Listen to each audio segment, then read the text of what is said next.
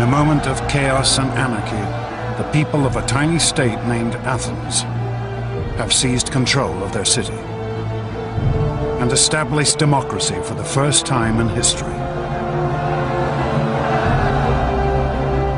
But now this tiny state will face a greater challenge.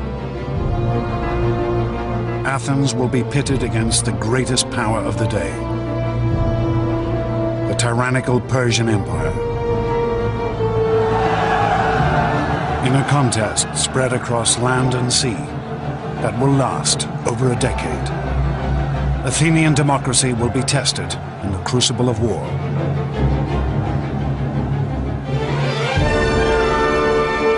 This is the story of an extraordinary moment in history, and of two men who would change the course of civilization.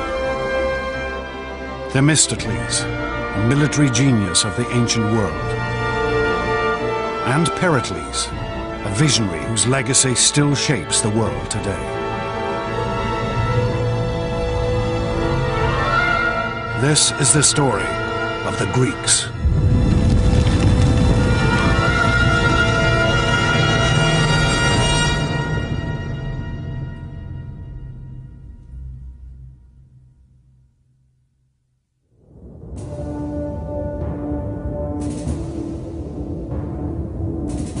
(490 BC).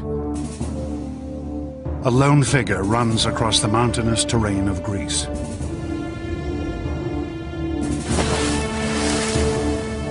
His name is Phidippides, citizen of a tiny democracy named Athens. On this day, Phidippides will make one of the most astonishing athletic achievements in history.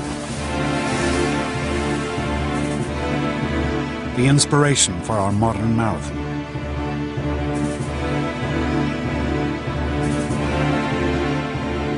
But Phidippides' quest is not for glory, but survival. His homeland is about to be conquered by the mighty Persian Empire.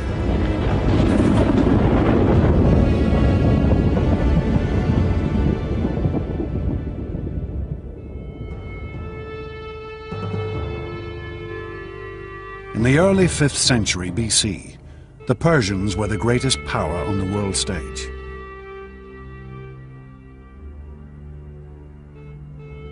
Their vast empire stretched from India in the east to Turkey in the west. Now, out on their western frontier, the tiny state of democratic Athens was gaining power. This was a threat that the Persians would have to destroy. The Persians lived in a culture of unbending tyranny. At the head of their empire sat Darius, known to the Greeks only as the Great King. Suppliants had to cover their mouths in his presence just to avoid tainting the air he breathed. For Phidippides and the democratic Athenians, conquest by Darius and the Persians would mean the destruction of their entire way of life. There is a huge cultural difference between the Greeks and the Persians. The Greeks are a people who emphasize freedom. The Persians would put far more emphasis on obedience. It's a struggle between freedom and slavery.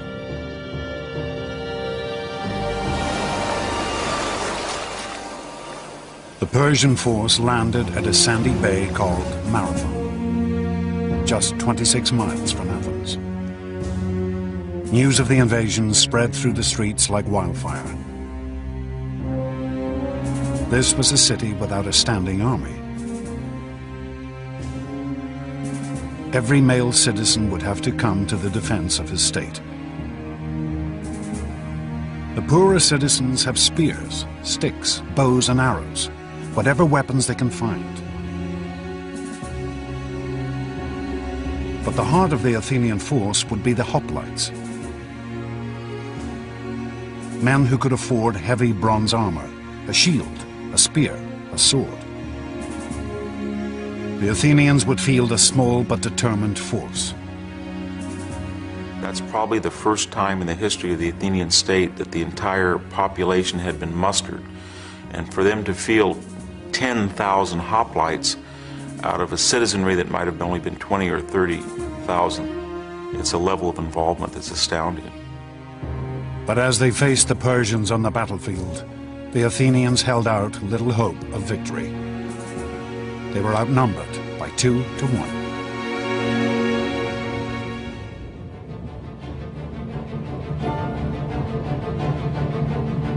Pheidippides' desperate mission was to run for help from one of Athens' local rivals, the Greek state of Sparta.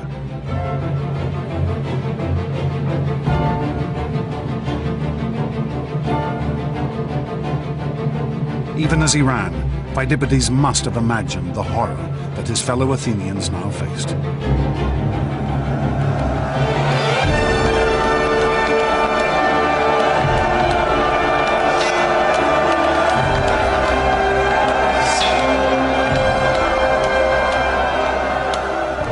You're dodging spears from your men in front and your men in behind, but you probably couldn't see or hear.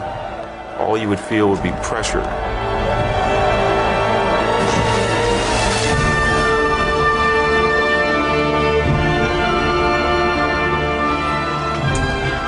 You wouldn't see the sword plunge that took one of your testicles off. You would not see the spear thrust that took your head off. You would have no idea what was going on, just the momentum that carried you ahead.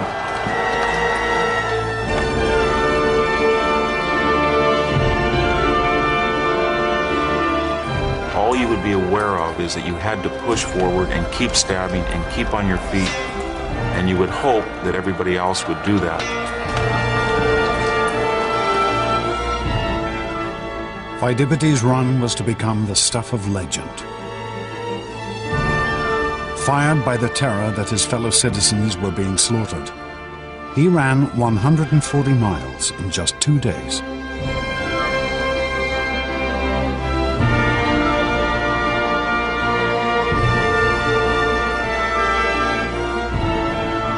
But Pheidippides' quest would end in failure. Help would be refused. He was left only with the knowledge that his fellow Athenians would have to fight alone.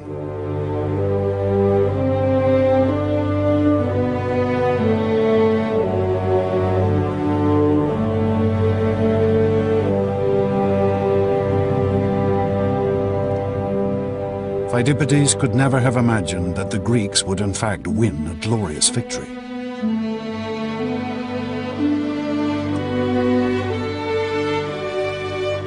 The Athenians had rushed at their foe in a headlong charge. And the Persians had scattered in the face of their assault.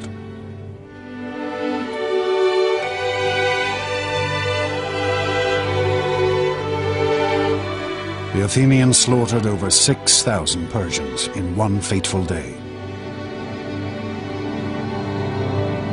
The world's first democracy had survived its first great test. Every Athenian knew that he had voted to fight and that this reflected the majority vote of the citizens, and that was not true of the Persians. Whatever you want to say about democracy, it fields the most patriotic, enthusiastic, and often large armies. The Athenians returned to their city to celebrate their victory.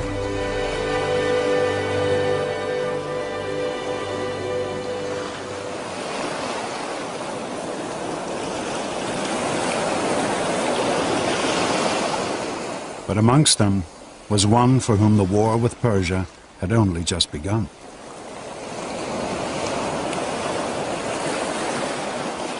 An Athenian general named Themistocles.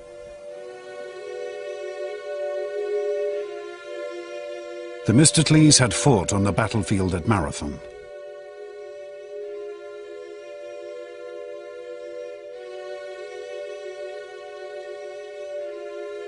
He was typical of a new generation of Athenian leaders, a man who had risen to power through democracy. Themistocles is a fascinating character, very much an example of the effect of democracy in Athens. It's relatively clear that he doesn't come from the inner circle of the landed aristocracy that traditionally had ruled in Athens. There were stories told about his feeling rather touchy about the fact that he hadn't had a traditional aristocratic upbringing, for example, in music and poetry. In fact, that might have given him a spur to show that he could do as well as someone who had gone to all the right schools, as it were.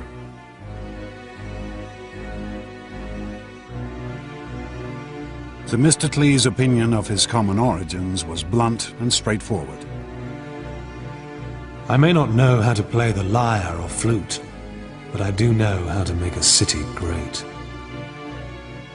Themistocles had learned the skills of leadership here, the Democratic Assembly of Athens. Here, any Athenian could stand before his fellow citizens and try to convince them to follow his leadership.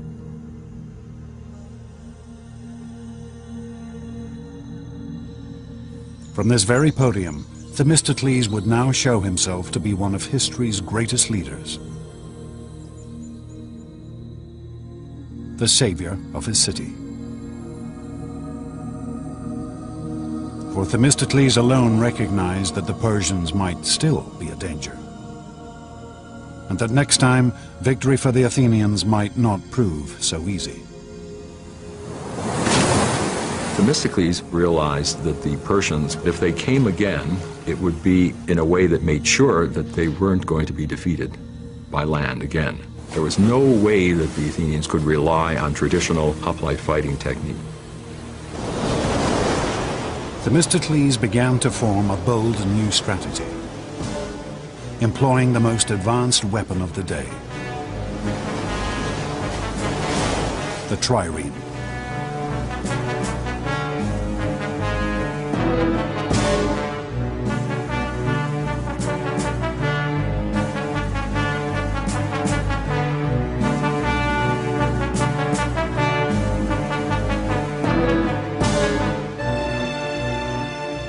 Triremes had been developed by the Greek state of Corinth, the ancient world's finest shipbuilders.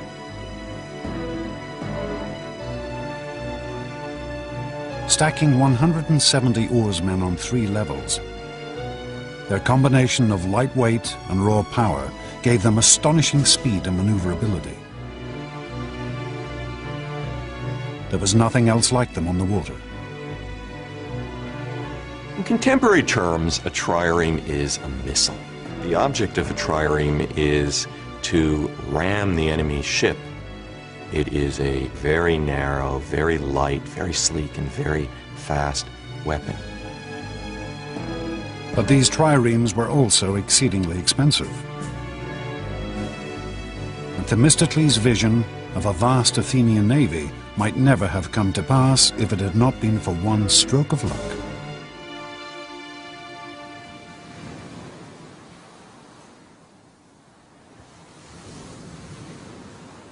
In the year 483 BC, the Athenians discovered a great vein of silver in their territory,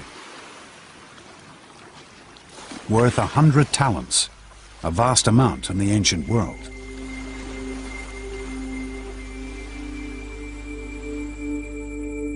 The Athenians wanted to divide these newfound riches among themselves. But then Themistocles stood up in the assembly. He wanted to spend the money on ships. But he also knew that this would be a hard proposal to sell. And so Themistocles played a complex bluff. His argument is not that the money should be used to build a fleet against Persia, but rather it should be used to build a fleet against Athens' local rival, the Greek city-state of Aegina. The reason Themistocles does this is that he knew it would simply be too upsetting to remind people of the Persian threat. It's a difficult argument to make and a tribute to his political skill that he's able to do it.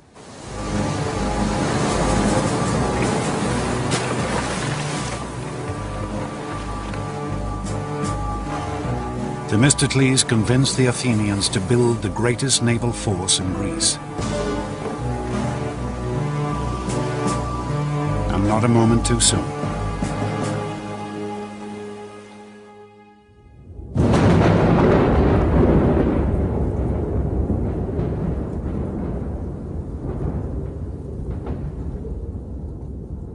The great Persian king Darius died in 486 BC, and his son Xerxes assumed his father's throne. Xerxes' first action was to vow vengeance for his father's defeat at the hands of the Athenians. On my father's behalf, and on behalf of all my subjects, I will not rest until I have taken Athens and burnt it to the ground. As an imperial power, the Persians cannot allow small regional states like this to beat them with impunity. Xerxes began to gather his forces. He conscripted troops from every corner of his empire. Arabians, Egyptians, Phoenicians, as well as Persians. Rumors began to leak back to Athens that Xerxes' army numbered nearly 2 million men, that it was the greatest force the world had ever seen, that soon it would be ready to march.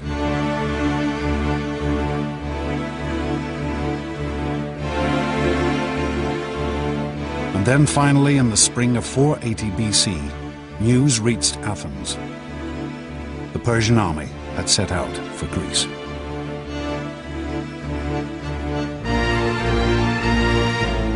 History records that Xerxes' troops drank rivers dry.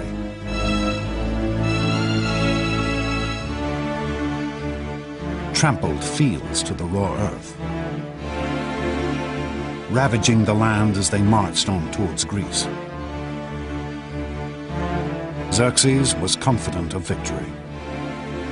We shall so extend the empire of Persia that its boundaries will be God's own sky, so that the sun will not look on any land that is not ours. When the Greeks realized that the Persians were invading again, terror gripped the whole country. For the Athenians, who knew that they would be Xerxes' first target, it seemed that this could only be the end.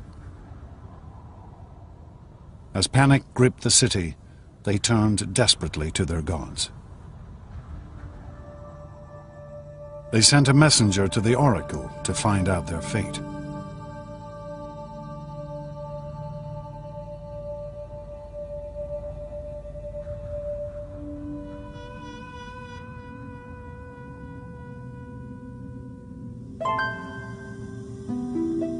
Here, high in the Greek mountains, can still be found the site of Delphi, the most famous of the Greek oracles.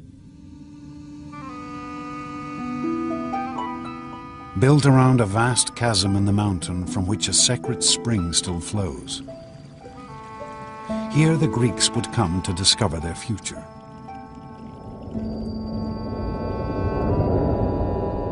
They would ask questions of the Pythia, the mysterious priestess who spoke with the voice of the god Apollo.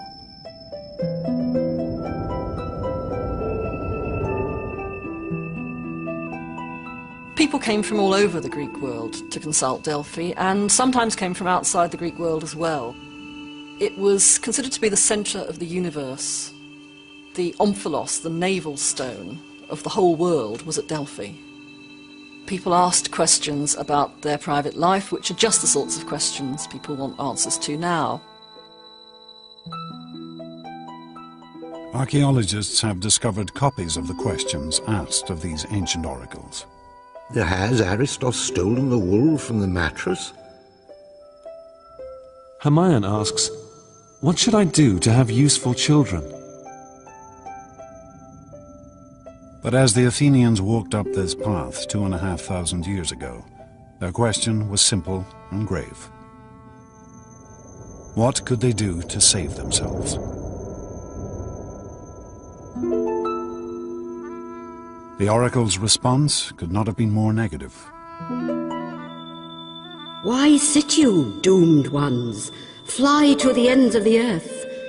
All is ruin, for fire and the headlong god of war shall bring you low. When this message came back to Athens, the Democratic Assembly dissolved into uproar. It seemed that even the gods had deserted them. But Themistocles refused to panic. He had spent every day since the Battle of Marathon waiting for this moment. He sent the envoys back to Delphi for a second prophecy.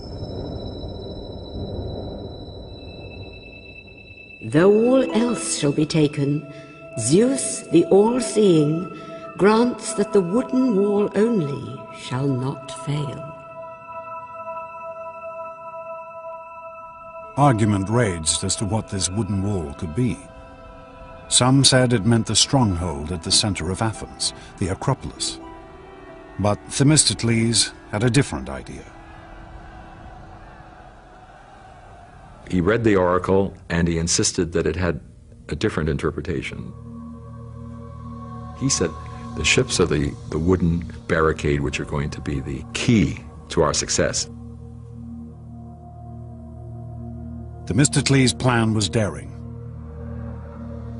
Avoid a conflict on land and fight the Persians at sea.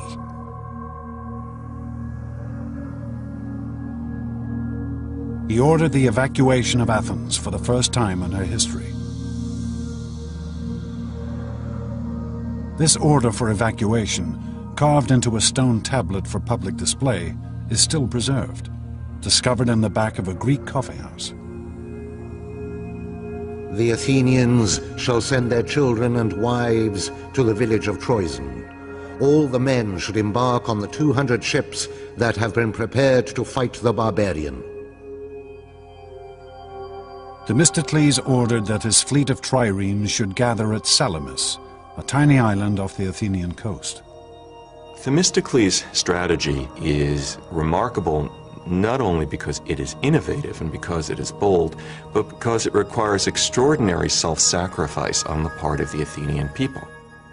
He wants every man, woman, and child to leave their homes and possessions and to go into exile.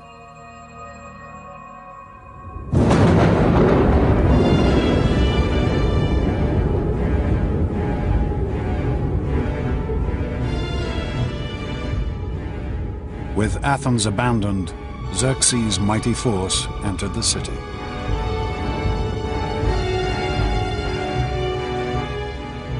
The Persians march in and go up onto the Athenian Acropolis, the symbol of Athens.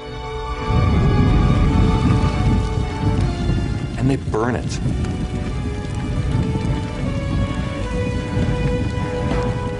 They burn the temples to the ground. Then you can see the smoke rising from Salamis. This would have been a devastating sight and a humiliating one. They would, in short, have seen their country occupied by a fearsome foreign invader. Surely they would have wondered if they would ever be able to go home again.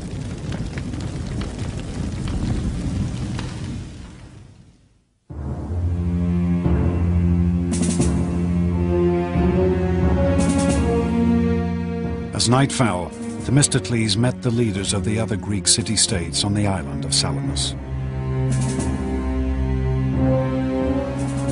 They had also assembled their much smaller fleets here. Their scouts had reported back. The Persians now not only held Athens, but had also gathered a mighty fleet 4 times the size of the Greek forces.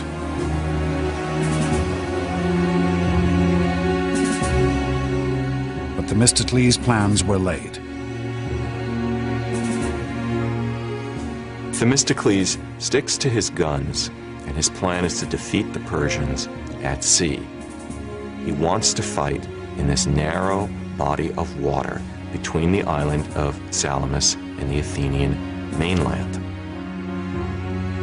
The trick is going to be to get the enemy to fight there, because the Persians aren't stupid. Themistocles sent his servant to Xerxes with a seemingly traitorous message. The Greeks are afraid and are planning to slip away. They're squabbling with each other and will offer no opposition. You have at this moment an opportunity of unparalleled success. So eager was Xerxes for a crushing victory, he was happy to believe Themistocles' ploy. Xerxes marshals his admirals, and they embark, and they spend the night rowing. They send a contingent along the eastern defile, the strait there, and try to block up the straits.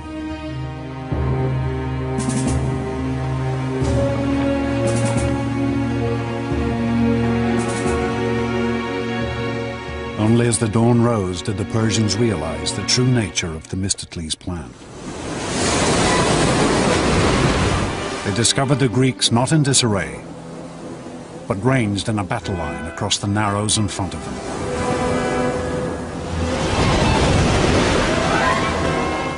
The Persian fleet had been lured so far up the straits that it had no room to maneuver. The powerful Greek triremes bore down on them without mercy.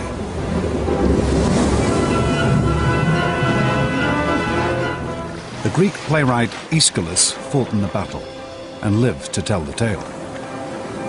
We heard from every part this voice of exhortation. Advance, ye sons of Greece. From slavery save your country. Save your wives, your children save. This day the common cause of all demands your valor.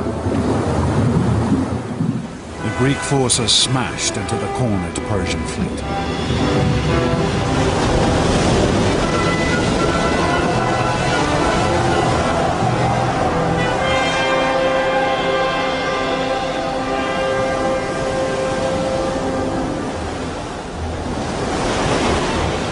Xerxes himself watched the carnage from his golden throne placed on the shore.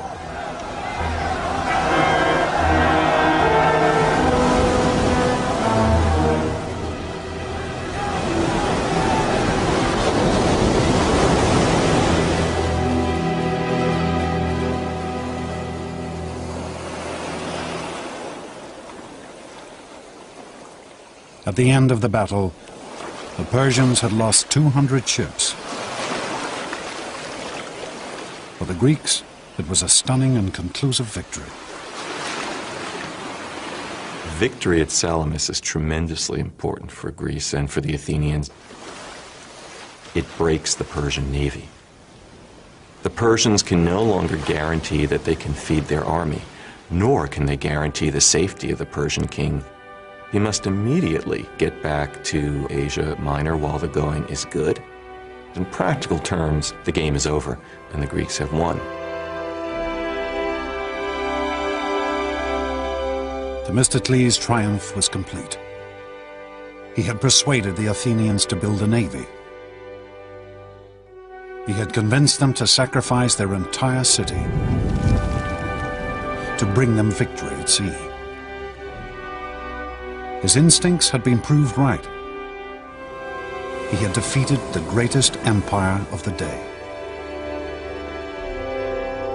And he had now placed Athens in a position where she could build an empire of her own.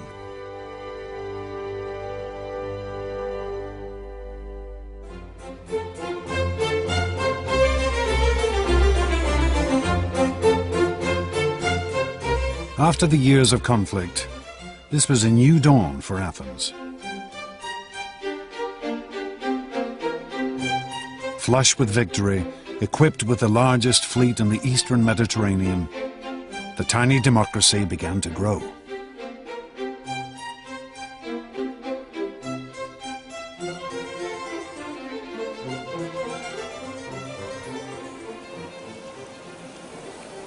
The Athenians are going to have naval superiority in the eastern Mediterranean, and that is how great their victory over the Persian fleet is. And this has a momentum of its own. Before you know it, the Athenians are the head of a naval confederacy, and they're on the road to becoming a superpower.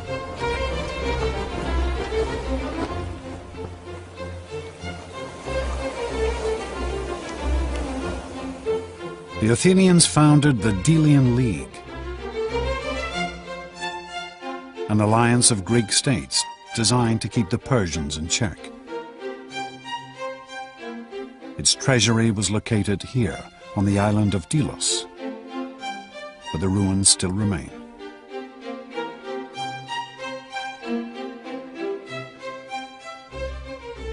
By 450 BC, this league had more than 200 member states, but Athens was the undisputed leader. The Delian League had become Athens' empire in all but name.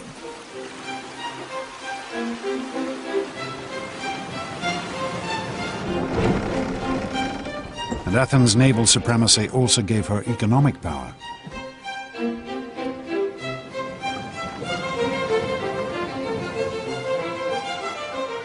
She became a city at the center of a vast trading network. Goods from all over the Mediterranean flooded into her harbors.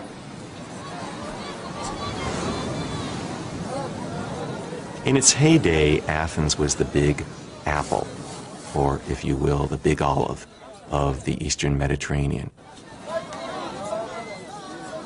Constant coming and going of traders. The wharves would be busy, full of people in a cacophony of language.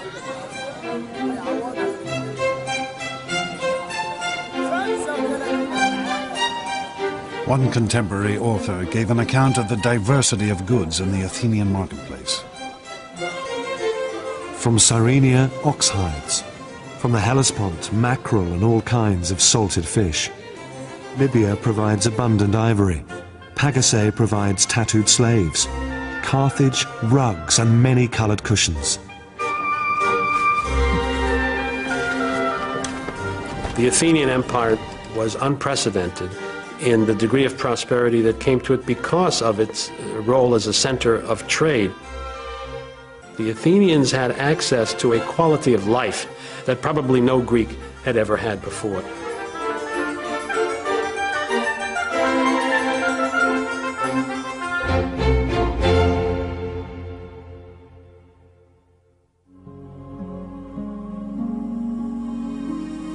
Athens' rise to economic and political supremacy occurred at lightning speed.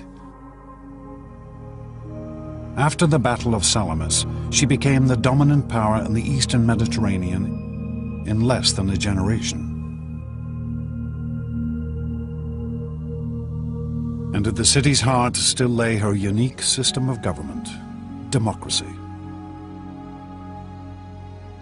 A system of voting using pebbles, olive leaves, or the show of hands that decided every aspect of the city's government.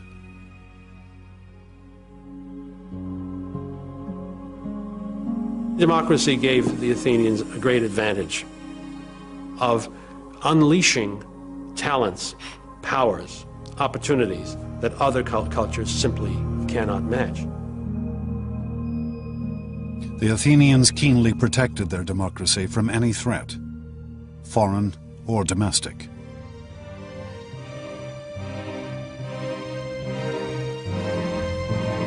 Once a year, each citizen could scratch the name of an individual onto a shard of pottery, known as an ostraca, and place it into a pot in the assembly. The person whose name came up most would then be ostracized, banished from the city. This was the Athenians' method of protecting their government, expelling any person they felt might become too powerful. But Athenian democracy could turn on any citizen, even its greatest war hero. Themistocles now found himself under attack. The threat was gone now. His raison d'etre has been taken away. This is something he can't understand.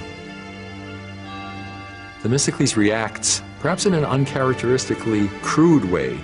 He reminded the Athenian voters of what they owed him. Voters don't want to be reminded in any period of what they owe to their politicians. They want to be told what their politicians can do for them.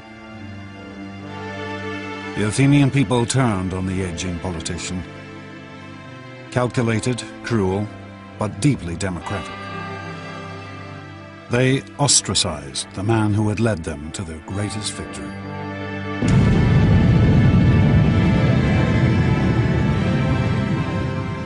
Themistocles was ostracized, I believe, because he was simply regarded as having gotten too big for his boots.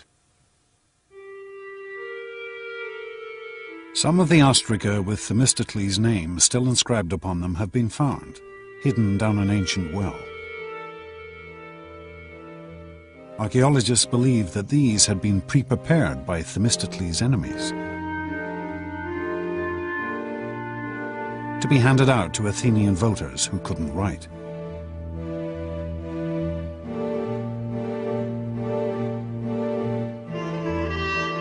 Themistocles never recovered from this humiliation. He was to spend the rest of his years wandering from state to state, finally dying in exile in Persia, the country whose defeat had been his greatest triumph.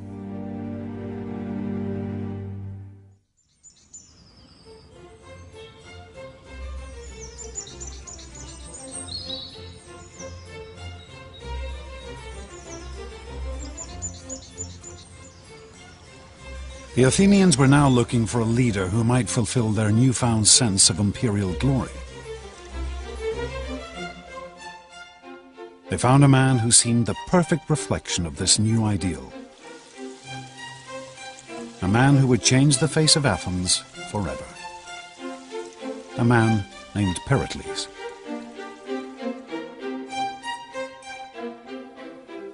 It's probably not a more important figure in the history of classical Greece than Pericles. He was the leader of Athens at the height of its power and of its artistic achievement. He was the figure associated appropriately with bringing Athenian democracy to its climax, to its height. But Pericles was no obvious democrat like Themistocles, for he had been born into one of Athens' most elite families. Nobody had bluer blood than Pericles. His father was a famous and successful general. His mother came from one of the most distinguished Athenian political families. Pericles was born with advantages and eminence that Themistocles lacked.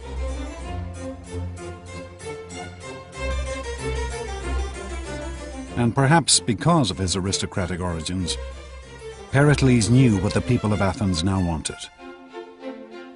A city fit to rule an empire.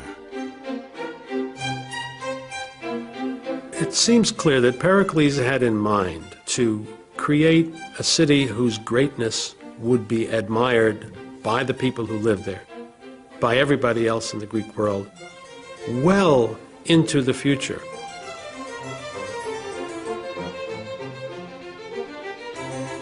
Pericles announced a glorious new vision to the Athenian assembly. All kinds of enterprises should be created which will provide inspiration for every art, find employment for every hand. We must devote ourselves to acquiring things that will be the source of everlasting fame. Pericles turned his attention to the Acropolis, the sheer peak in the center of Athens, home of the city's patron goddess, Athena.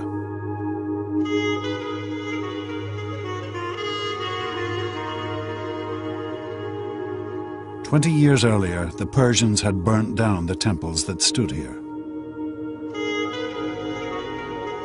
Ever since, the Athenians had left these ruins untouched, as a memorial to those killed in the war.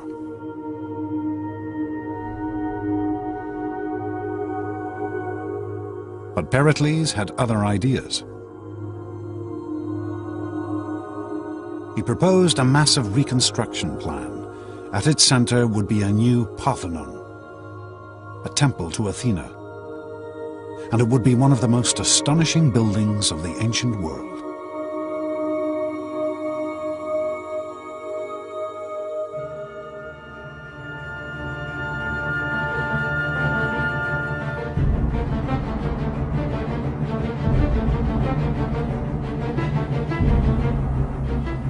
This new construction program was of unprecedented magnitude and expense.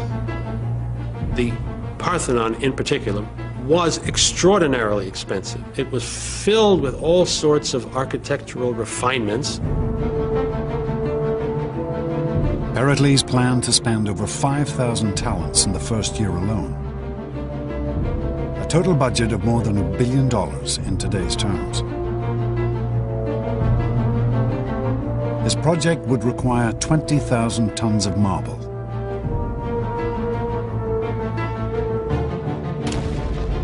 The Athenian quarries at Mount Pentelicus, just outside the city, resounded as hundreds of workmen traced out and carved great blocks of marble from the mountain.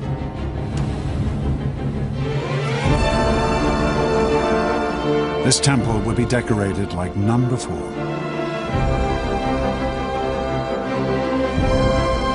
Sculptors and craftsmen were gathered from all over the Greek world. With them stood Pericles, for he treated the building of the Parthenon as his own personal project. He selected architects, he selected the men who designed the plans. Pericles was directly involved in the planning process. Some protested that he was decking out the city like a prostitute. But when the building was completed in only 15 years, his critics were silenced.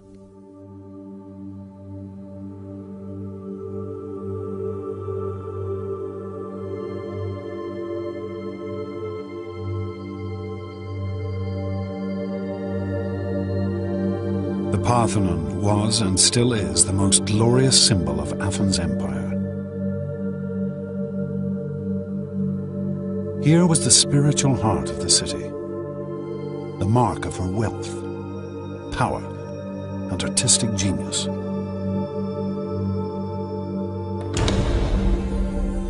When you first came through the door, you'd have been just stunned. You'd have been confronted immediately by an enormous 40-foot-high statue of Athena in gold and ivory and studded with jewels.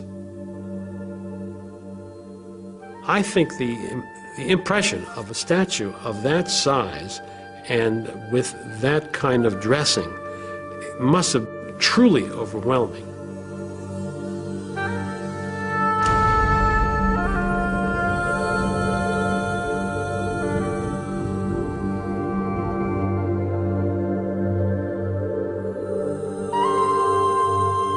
Pericles had embellished his temple like no other.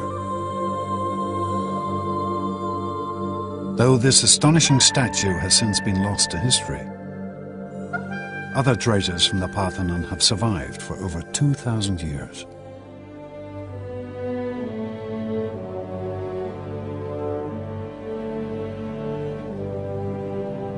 The most famous is the Parthenon frieze, a 500-foot-long stretch of carved marble which ran around the inner wall of the temple.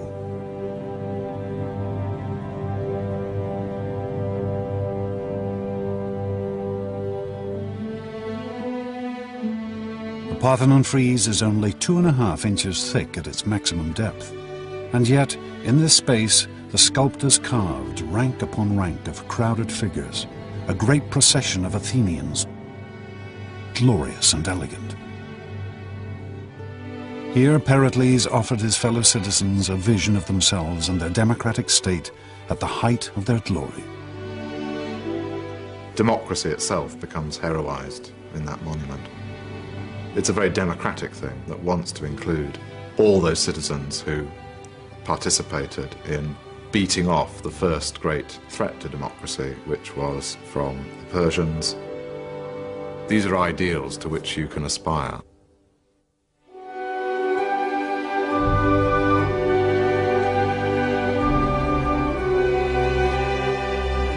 The monuments that Pericles built for his fellow Athenians still stand on the peak of the Acropolis.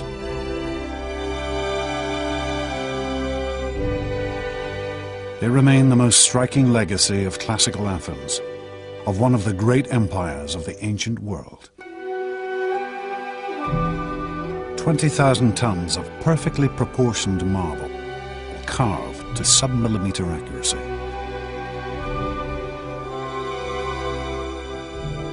The entire structure of the Parthenon is subtly designed to compensate for optical distortion. There isn't actually a single right angle in the entire temple. Pillars swell. The floor is curved, all to give the appearance of perfection. It is an astonishing testament to the achievements of Athenian democracy.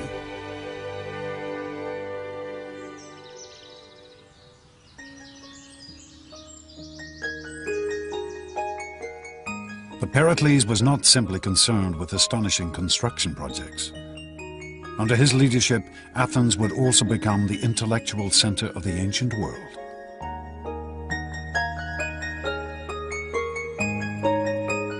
The traditional center of Athenian upper-class life had always been the symposium, or dinner party, where guests would gather to eat, drink, and talk. In these years, Pericles played host to an astonishing generation of individuals. Figures whose achievements would shape Western civilization.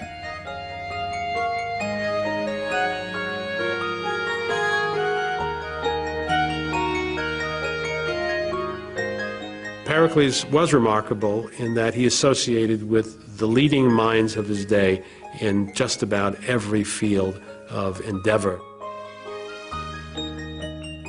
Pericles was acquainted with the world's first scientists, figures such as Anaxagoras, the first man to realize that the moon was lit by reflected sunlight. He knew Herodotus, the world's first historian, who wrote one of the earliest records of Greek life. And poets and authors such as Aeschylus and Euripides, whose works are still standards of world literature. Pericles was well aware of his city's stature. Our whole city is an education, for our citizens excel all men in versatility, resourcefulness, and brilliance. Even Pericles' partner, a woman named Aspasia, was unique and distinguished.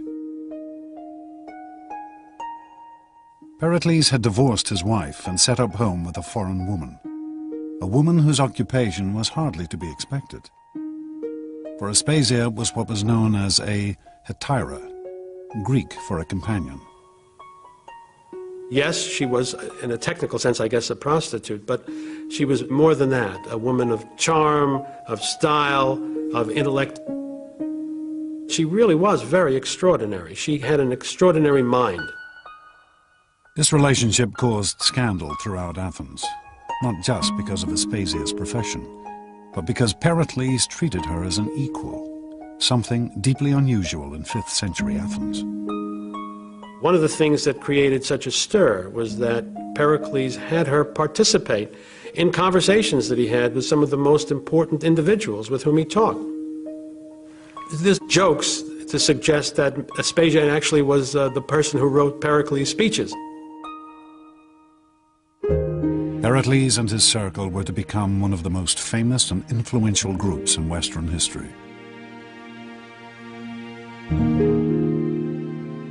But in 5th century Athens, the highest achievements of art and culture were not restricted to the elite.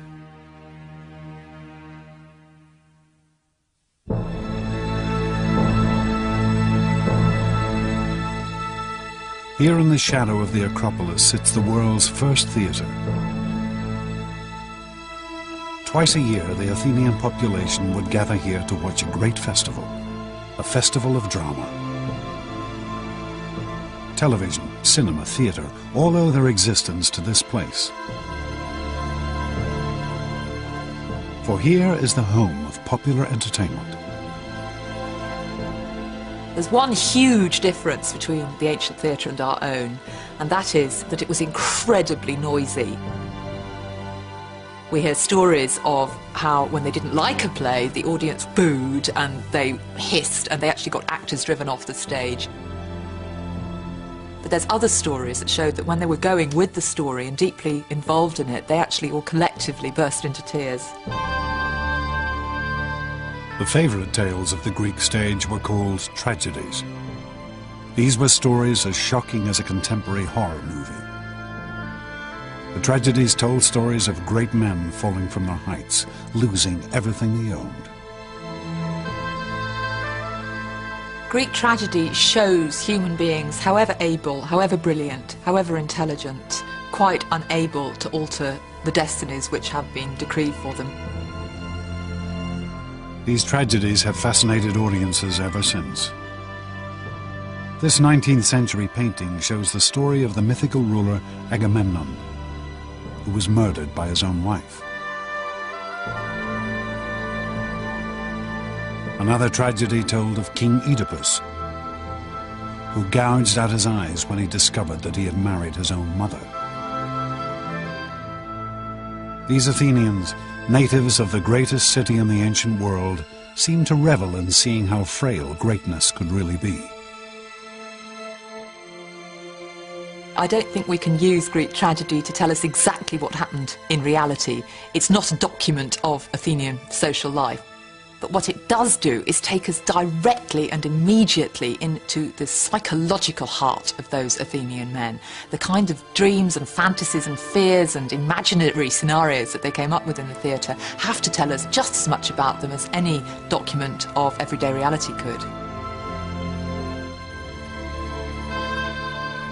Theatres were built in every major Greek city, in Sparta, Corinth, on the island of Delos, here in Delphi. Athens was the heart of a cultural revolution that would spread across the Mediterranean and echo around the world.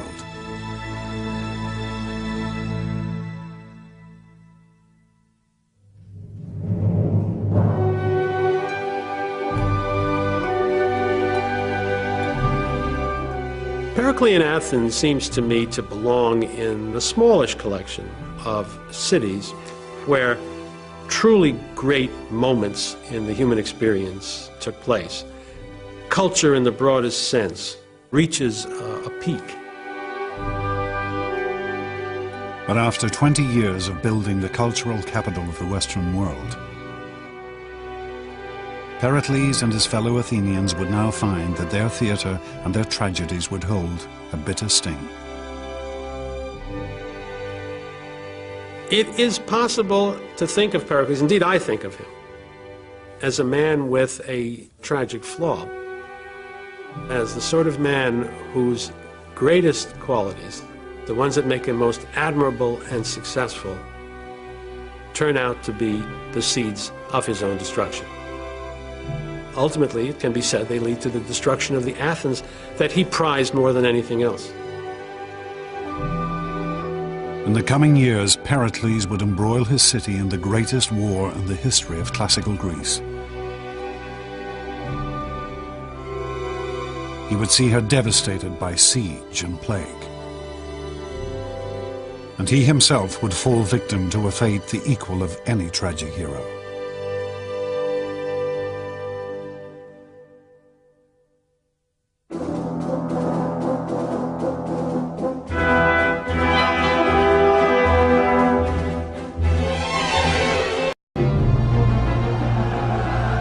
In a moment of chaos and anarchy, the people of a tiny state named Athens have seized control of their city and established democracy for the first time in history.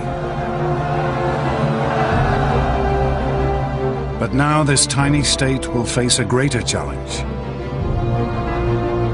Athens will be pitted against the greatest power of the day, the tyrannical Persian Empire. In a contest spread across land and sea that will last over a decade, Athenian democracy will be tested in the crucible of war.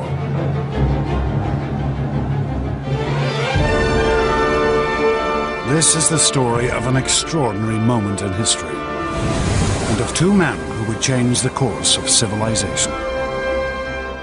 Themistocles, a military genius of the ancient world, and Pericles, a visionary whose legacy still shapes the world today. This is the story of the Greeks.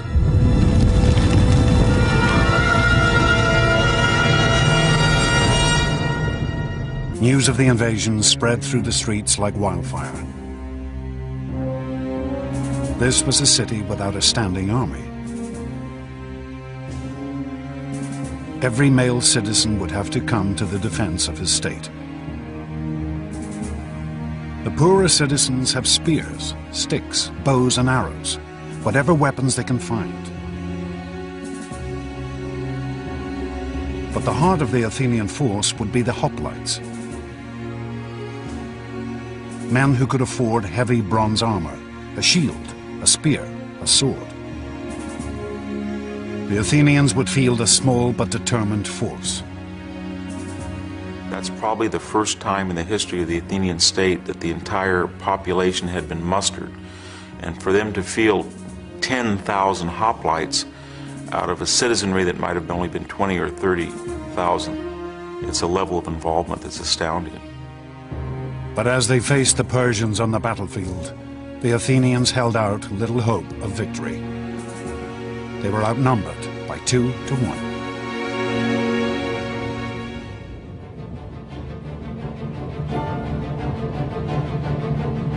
Pheidippides' desperate mission was to run for help from one of Athens' local rivals, to Turkey in the west. Now, out on their western frontier, the tiny state of democratic Athens was gaining power. This was a threat that the Persians would have to destroy. The Persians lived in a culture of unbending tyranny. At the head of their empire sat Darius, known to the Greeks only as the Great King. Suppliants had to cover their mouths in his presence, just to avoid tainting the air he breathed. For Pheidippides and the democratic Athenians, conquest by Darius and the Persians would mean the destruction of their entire way of life. There is a huge cultural difference between the Greeks and the Persians. The Greeks are a people who emphasize freedom. The Persians would put far more emphasis on obedience. It's a struggle between freedom and slavery.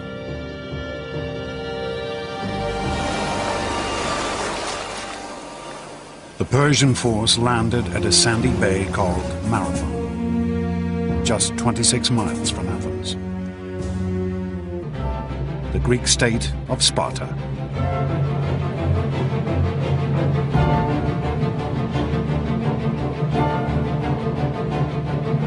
Even as he ran, Pheidippides must have imagined the horror that his fellow Athenians now faced.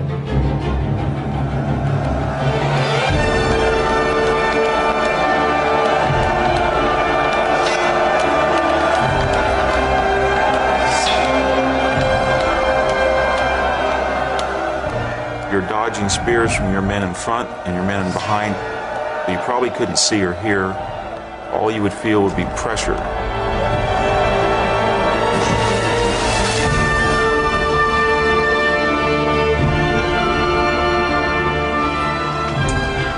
You wouldn't see the sword plunge that took one of your testicles off. You would not see the spear thrust that took your head off. You would have no idea what was going on, just the momentum that carried you ahead.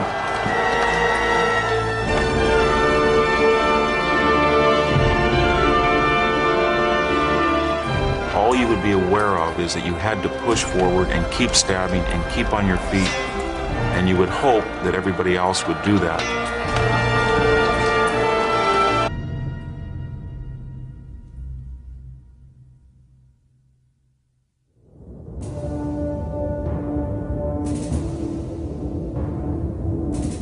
.490 BC. A lone figure runs across the mountainous terrain of Greece.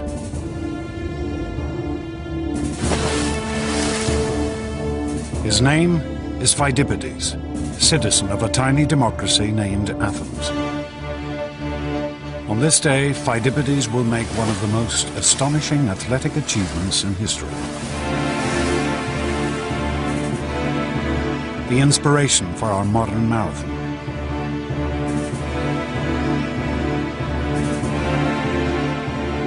But Pheidippides' quest is not for glory, but survival.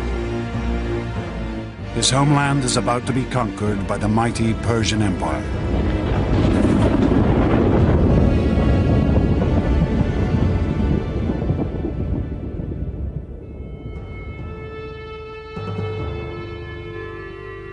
In the early 5th century BC, the Persians were the greatest power on the world stage.